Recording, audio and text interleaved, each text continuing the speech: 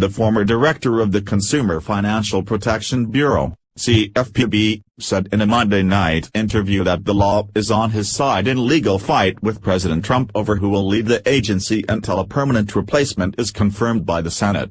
On Friday, the day he resigned, Richard Cordray elevated his chief of staff, Leandra English, to deputy director of the CFPB.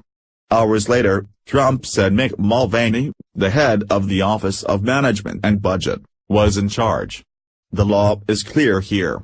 It says that the director, that was me on Friday, shall appoint the deputy director. I did that, Cordray said on MSNBC's The Rachel Maddow Show.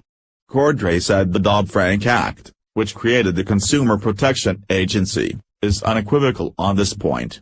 Advertisement, it then says very clearly and simply that if the deputy director is an absence, the deputy director becomes the acting director, he said. The White House and Justice Department, however, say appointing Mulvaney was within the president's authority under the Vacancies Act. On Sunday, English sued Trump to block Mulvaney's appointment, saying he had illegally superseded the CFPB's line of succession. Cordray said the two conflicting stances make this an ideal case to be determined in a courtroom. This is the kind of disagreement that involves two different laws. They conflict with one another. The right place to hash that out is in the courts, which is where it is now.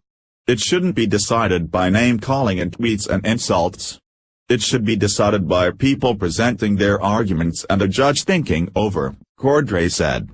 Both Mulvaney and English currently claim to head the CFPB, putting employees in the middle of a leadership tussle.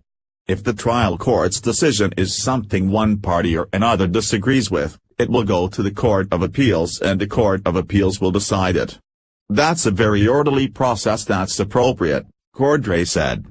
He did not address rumors that his retirement was meant to clear the way for an Ohio gubernatorial bid, telling Maddow that his term was nearing its end and that his departure from the CFPB had only been a matter of time. As a congressman, Mulvaney sponsored bills to eliminate the CFPB, which he has called a sick, sad joke with no reason to exist. On Monday, he instituted a 30-day hiring and regulatory freeze.